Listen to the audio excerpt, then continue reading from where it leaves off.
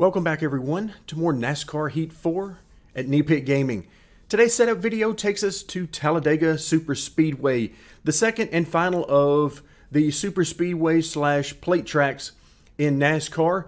So we've already dealt with Daytona a little bit earlier. We talked about setups and lap times and all of that sort of thing. We'll do something similar here today with Talladega, but we'll be looking at something a little bit different. So let's get started. One of the big changes for the physics in NASCAR Heat 4 is the addition of tire wear. Now, tire wear is going to have a huge effect on the setup that you're running, so it makes sense that we need to, before we get into setup discussion, talk a little bit about the options that I use while I'm testing for these setups. So we'll start off in the options menu under the gameplay tab, and then we're going to scroll down to tire wear and fuel consumption. Normally I do this on 2x. I don't like to go any higher because I do like long green flag runs, but I understand that some of you like to go all the way up to 4x. Player tire wear rate, I like more wear. I like maximum tire wear, so I generally test on more wear and less grip under the grip fall off. So keep that in mind. If you're playing with different settings such as less wear and more grip, then that's going to change the setup that you're going to want to use in the races. So keep that in mind as we're talking about setups. What I'll try to do in each video is let you know the particular settings, because I don't go for maximum tire wear at every track, just where I feel that it is appropriate. And also keep in mind on the driving tab, there is a setting that you'll need to match up for the AI. So if you want maximum tire wear, then you need to have that on both the player car and the AI car. Or if you're going for less tire wear and more grip, then change that for the AI as well. Everything that we talked about previously in the Daytona setup video applies for Talladega as well. In fact, I actually prefer to use the exact same setup between Talladega and Daytona in all three of the series. But what I decided to do today is show you something a little bit different. At Daytona, we went for max speed. What I showed you guys there was a very fast setup, but not necessarily built for comfort. Here, I'm going to show you something that's the opposite. It's built for comfort while still having enough speed to do what you need to do. A couple of things before we jump into the setup, though. First of all is lap times. You notice on the left-hand side of the screen, I have skipped through practice, and it's now showing a qualifying time of 48:45. The reason I did that is because these are probably your best guides as to what type of single car speed you have. It's not very productive to look at your times in the draft because they can vary wildly, because there are so many different factors. Where are you in the draft? Who's ahead of you? Who's behind you? And so on. So I prefer just to look at single car qualifying and then make an adjustment or two for the race if needed.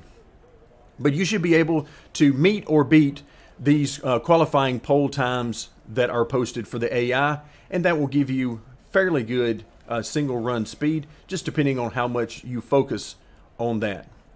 The second thing I wanted to point out is tire wear.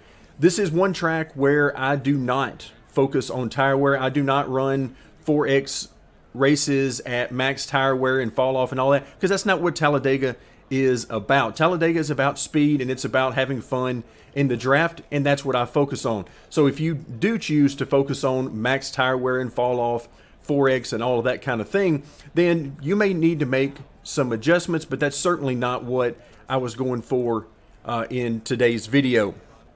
So now with those things out of the way, let's move into the setup itself. As I mentioned previously, I use the exact same setup among all the series, so there's no real reason to go into Cup and then move to Xfinity and trucks in this video. It's all the same among the three series, with the exception of the gear settings, which we'll talk about in the moment.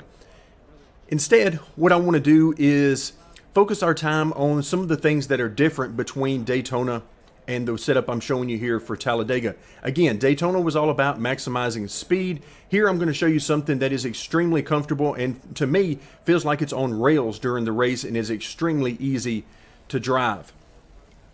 To start out with, we'll notice that the shocks and the weight settings, nothing really different here. Both of those settings work just fine. I'm using a little bit higher number in the front shocks than the rear shocks on both the bump and the rebound, and I do that just to tighten up the car just a little bit and steady the car as far as the transitions front to rear, but it's really not a huge deal. You can use 3.5, you can use 5.7, you can use 10.12. Any combination of numbers really will work here. As soft or as aggressive as you want to be with the shocks, it all works at these plate tracks. Moving on to the spring settings, here's where things start to change a little bit. 1,000 pounds on the left front, 1,200 on the right front, and then in the rear of the car, 300 and 350. So this is where you can start to make some adjustments. Again, this is all about comfort. So if you are still too loose, if this setup is too loose for you, then you can drop that left front spring. You can drop both rear springs. You can also drop the right rear spring more than the left rear spring to the point that there is no split between the rear springs. So something like maybe a 300 in the rear of the car. All of those things will tighten up the car. And of course, if you need to go the opposite way and loosen up the car some, increase the left front spring, decrease the right front spring, and then increase the rear springs overall, and or increase the split between the left rear and the right rear. All of those things will help the car to turn better, rotate better, and maintain more speed.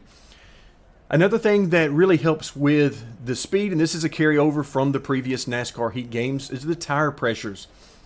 You can get by quite easily with running 60 pounds on the left and the right side, but what I'm showing you here is all about comfort. So I've reduced the tire pressure some. I've put some split between the left and the right side. So more of a standard setup in air pressures as opposed to the max speed that we saw at Daytona. Moving on to the miscellaneous settings, here we're looking at cambers of +3 and -3, and this is really all up to you. I am fastest with max camber on the left front and right front, but since we're going for comfort, you can go +3, -3. You can add more camber than that or take away camber from that. It simply won't matter. All of it works, and all of it can be very comfortable. Generally, the more camber you take out of it, so the smaller camber number that you're using will mean that the car will be tighter and won't want to have quite as much grip in the front. But again, at Talladega, it's not going to matter all that much, if at all. Front sway bar is at 1.315. That's certainly not the lowest number you can use here. But again, we're going to keep the car a little bit snug so that it's comfortable, particularly in the draft at the higher speeds. Moving on to the track bar, very similar to what we saw at Daytona. In fact, it might actually be exactly the same. Brake bias, grill tape. The brake bias will only matter if you are your driving style uses the brake some whenever you're in the draft. If that's the case, then if you need to loosen the car a little bit when you're in the draft, just to help the car rotate a little bit through the corner when you're on the brakes, then drop the brake bias number to something like 65, 60 or whatever, and that will help the car to rotate if and when you have to use the brakes a little bit in the draft. If you're getting a little bit free in the draft, then increase the brake bias number to something like 75 or even higher, and that will tighten up the car if you have to tap the brakes a little bit. Grill tape, unfortunately, matters very little, so I simply chose a setting and just stuck with it. And that's a setting that should not have really any way to get you close to receiving engine warnings, so you should be perfectly fine there, but there's some adjustability as well. Wheel lock and steering offset, 10 degrees and 0.05. Again, very standard for me. If you're going to reduce the front camber, then I would recommend reducing the steering offset as well, because the steering offset, if you use too high of a number, can actually introduce a pull to the right on the straightaway, which is very disconcerting and not something that we want. So pay attention to that. Otherwise, it's very much a feel thing. How much tug to the left or right do you want on the straightaway? And then finally, the gear settings. This is the one area where I am different between Cup, Xfinity, and trucks. In Cup, I use the smallest number. The rear end ratio is at 2.8. You can actually use smaller than that. However, if you just simply come into the gear settings, you notice that there's no way to decrease this number. So you have to get into playing around with the fourth gear a little bit, go to 0.95 there, and then go up a step or two. And whenever you do the final calculations, you'll get that you can actually go below the 2.8. It works, but I really didn't see a significant difference, so I just decided to play it safe in what I post for you guys and stick with the 2.8 for the Cup cars. In Xfinity, I move up a little bit to a 291, 294, somewhere in that range seems to work really good. But of course, as the speeds change, depending on whether you're at the very front of the draft, in the middle, or at the rear, you might need to play around with the gear settings depending on where you find yourself in the draft or where you plan to be in the draft.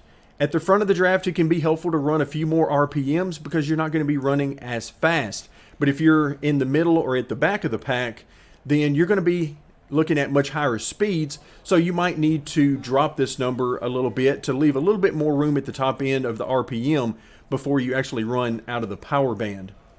So anywhere in the 291, 294 range seemed to work good for me in the Xfinity cars. And then finally, when we got over to the trucks, I was using a 3.0 gear. Again, fairly standard, not really trying to push the issue on RPMs here.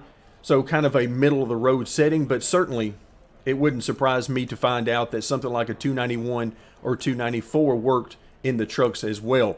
The trucks are the slowest in the Cup cars. In qualifying trim, alone on the track, you're looking at something around 201 to 203 on the back straightaway in qualifying. In the Xfinity cars, you're looking at mid 190s, and then in the trucks, it is somewhere around the mid 180s, maybe a little bit above that. So that's the reason for the differences in gearing.